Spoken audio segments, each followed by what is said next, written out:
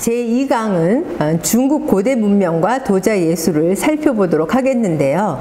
중국은 우리와 가장 인접해 있으면서 서로 영향을 주고 받고 하면서 발전한 그런 문명이라고 할 수 있겠습니다. 그래서 중국이 아마도 그러니까 그 영토가 굉장히 넓고 다양한 문물들이 많았기 때문에 문명에 속해 있었지만 우리는 한반도도 그에 못지않은 작은 지역이었지만 중국 못지않게 발전된 문양과 도자 예술들을 갖고 있었고 문화를 갖고 있었다라는 것을 여러분들이 좀 기억해 주셨으면 좋겠고요.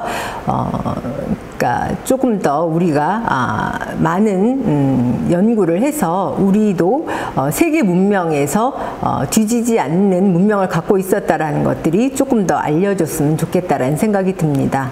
그래서 중국에 대해서 한번 살펴보도록 하겠습니다. 그래서 중국은 세계 4대 문명 안에 속해 있죠.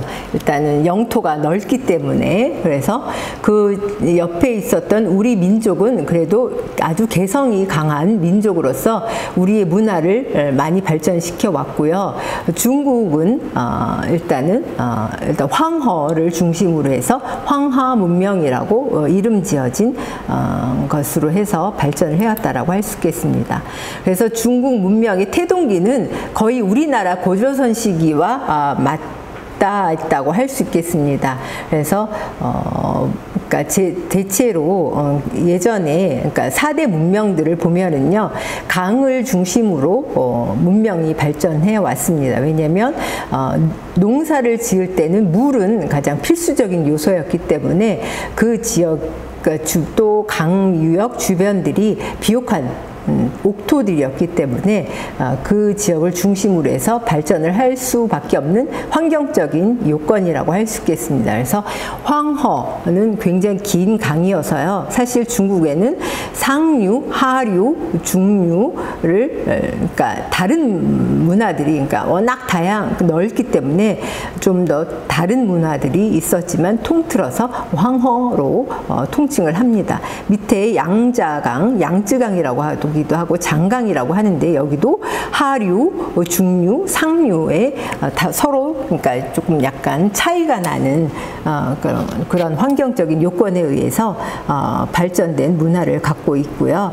그러니까 지금 양자강의 그러니까 하류 지역이 특히나 이제 비옥하게 발전이 되는데 양자강 하류는 이제 상해, 지금의 상해, 그러니까 중국에서 가장 발전된 지역이죠. 그 다음에 황허의 끝자락 그 인근은 이제 지금의 베이징이 있는 거라고 할 수 있겠습니다. 그래서 중국은 고조선 시기가 4353년이었고 중국의 상나라는 지금으로부터 이제 거의 비슷하지만 3600년 전에 그러니까 문자를 사용한 나라로서 3600년 전에 존재했었던 최초의 국가 체제, 문자가 있었던 체제라고 할 수 있겠고, 그 다음에 주나라가 있었고, 춘추시대, 진나라, 그 다음에 한위진, 그래서 수나라, 그래서 당나라까지의 어떤 문화들을 살펴보는 시간으로 하겠습니다. 그래서 상나라는 위치상으로는 윗부분, 그러니까 그 황허 윗부분에 있었고요. 주나라가 그 밑에 같이 있었지만 일단은 상나라에서 나중에 주나라로 상나라가 편입이 되지만 이런 형태로 존재했다라고 할 수 있겠습니다. 그래서 상나라의 최초의 청동기, 그 당시 토기들은 아마도 그러니까 토기 자체는 좀 약한 것들이기 때문에 오늘날까지 남아있는 흔적들을 찾기는 좀 쉽지 않았지만 몇 가지가 있었고요. 청동기로 제작된 것들이 흔적이 남아있는데 북쪽 상나라는 아까 보다시피 북쪽이었기 때문에 다리의 이 모양들이 뾰족합니다. 그래서 대체로 북방 쪽에 있는 민족들의 어떤 특성들이 굉장히 날카로운 예리한 각 약들을 공예품에도 등장을 시키는데요. 예외는 아니었고 이 세 가지의 형태는 이제 청동기 향로는 이제 제사를 지낼 때 사용되는 것들인데 하늘과 땅과 사람, 천지인의 어떤 개념입니다. 그래서 이미 그 당시에 그 하늘, 우주에 대한 철학들이 확고히 정립되었다라고 할 수 있겠습니다. 그 다음에 그 당시에 문자들과 함께 문양들이 그러니까 우주를 표현하는 문양들을 말하자면 발명했다라고 할 수 있겠습니다. 최초의 문양들이겠죠. 그래서 그 당시에 철학을 담은 그러니까 언어를 대신하는 어떤 이런 문양들, 무늬들은 우주를 뜻합니다. 그래서 여기에는 그 당시에 그러니까 언어의 탄생의 기본이 되었던 문자들이 이렇게 그러니까 각인이 되어 있고요. 그래서 이거를 그러니까 음각이라고 하겠죠. 그다음에 오늘날까지 지금으로부터 그러니까 6,000년, 5,000년 전에 사용되었던 이런 문양들은 오늘날까지도 사용되고 있습니다. 그러니까 영원을 뜻하는, 영원성을 뜻하는 것들이고 오늘날에도 우리가 제사용기 보면은 삼족이 달려있죠. 그래서 이거 삼족이라고 하는데 천지인을 뜻하는 것들로 조형감각이 그러니까 이미 완벽하게 정립된 이미 4,000년 전서부터 정립된 거라고 할 수 있겠습니다. 청동기를 발명한 그런 어떤 지혜를 갖고 그 어떤 조형 감각도 그만큼 뛰어났다라고 할 수 있겠습니다. 토기는 일단은 청동기의 어떤 그런 사람들이 매료되어 있는 것에 좀 위기를 느껴서 표면을 청동기처럼 그 다음에 굉장히 얇게 해서 청동기 같은 느낌을 주면서 형태는 조금 더 자유로울 수 있다라는 것을 알면서 이렇게 손잡이도 만들고 비대칭형의 어떤 그런 것들도 제작하기도 합니다. 이런 문양은 언어이거든요. 그래서 그 당시에 철학을 알 수가 있는데 이런 소용돌이 치는 그런 문양들을 토기 위에다 색채를 입힌 겁니다. 오늘날은 유약이라고 하는 재료를 안료를 쓰는데요. 그 당시에는 그냥 일반적인 칠기 같은 종류로 색상을 입힌 겁니다. 그래서 굉장히 아주 그러니까 간격을 일정하게 하는 조형 감각, 이런 소용돌이 치는 리듬감 그런 것들이 오늘날까지도 그러니까 제작되었다고 해도 손색이 없는 그런 조형 감각을 갖고 있고요. 이런 손잡이의 위치나 어떤 그런 크기나 이런 것들도 굉장히 뛰어난 그런 조형 감각을 갖고 있는 형태라고 할 수 있겠습니다. 그래서 어깨 부분이 굉장히 웅장함을 최대한 표현하고자 했던 그런 형태들이라고 할 수 있겠습니다. 그 다음에 상나라에 다시 이런 거는 그러니까 여기 보면은 뚜껑이 분명히 있었던 것 같은데요.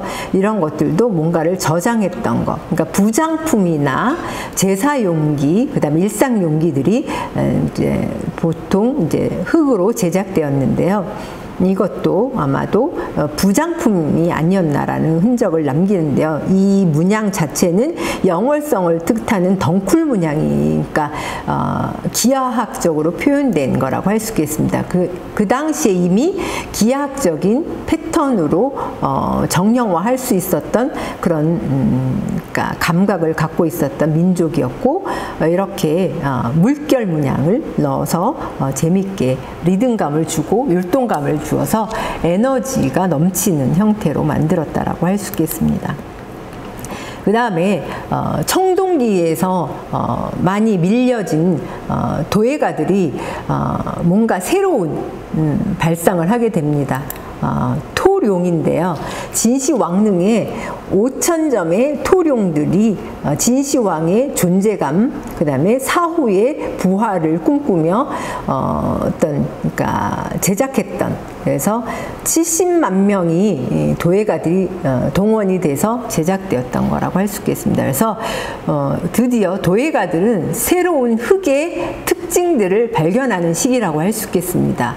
청동기의 어떤 견고함은 있지만 형태에 자유로울 수 없는 굉장히 어려운 문제들을 흙은 자유자재로 어떤 형태든지 표현할 수 있는 그런 조형감, 그런 것들을 도예가들이 발견을 하면서 이 시기가 아마도 그런 도예가들이 새로운 어떤 장르를 연 그런 시기라고 할 수 있겠습니다.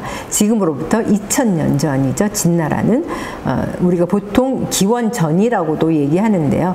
굉장히 먼 지역같이 느껴지잖아요. 그 당시에 이미 이런 말의 형태들도 그 조형들이 굉장히 뛰어난 예술적 감각을 갖고 있다라고 할 수 있겠습니다. 이 5,000명의 전사들이 모양들이 다 틀리고 의상들이 다 틀리고요. 굉장히 감각이 뛰어난 조형품을 볼 수 있는 것 같습니다. 그래서 이런 형태들이고요.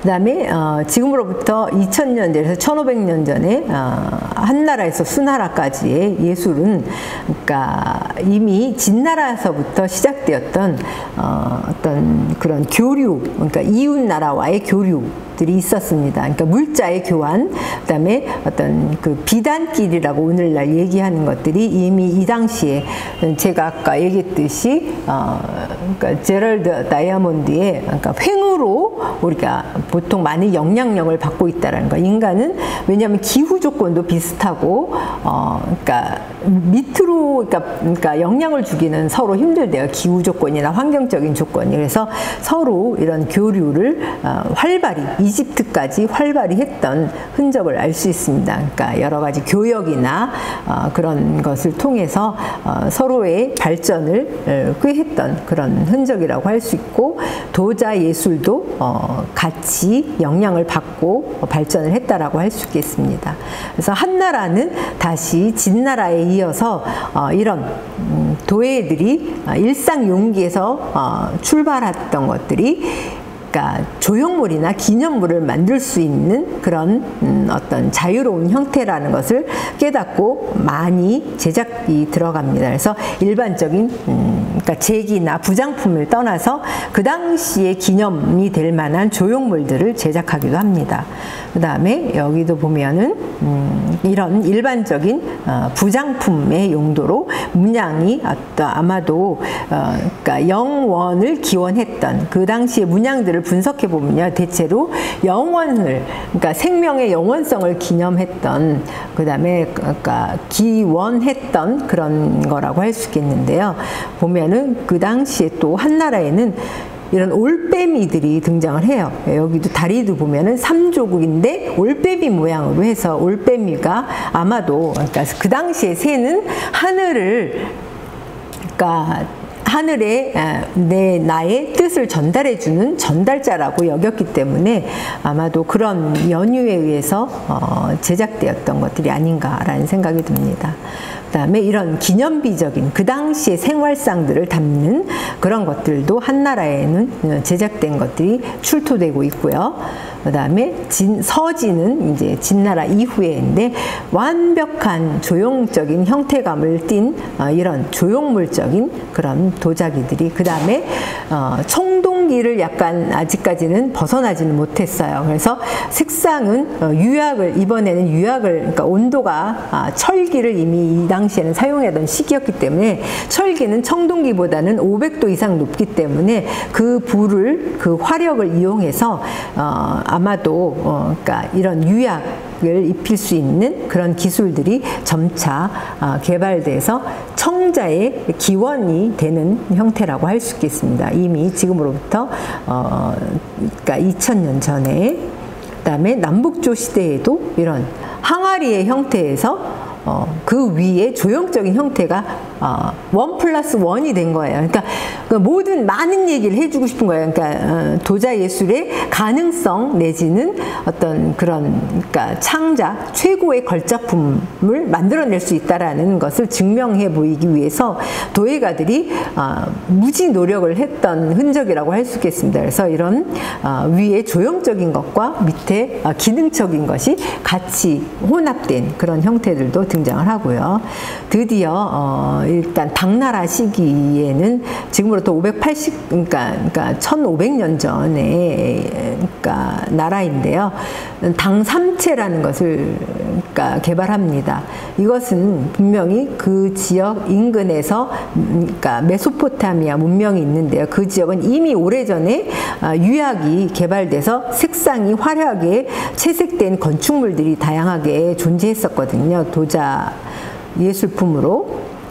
그런 교역을 통해서 그런 영향을 받지 않았나. 그런데 온도가 낮아요. 왜냐하면 온도가 높게 올라갈 수 있는 흙을 갖고 있는, 그러니까 자기라는 것들을 만들어낼 수 있는 것은 아시아밖에 없습니다. 유럽이나 중동은 흙 자체가 그런 자기화될 수 있는 흙이 없거든요.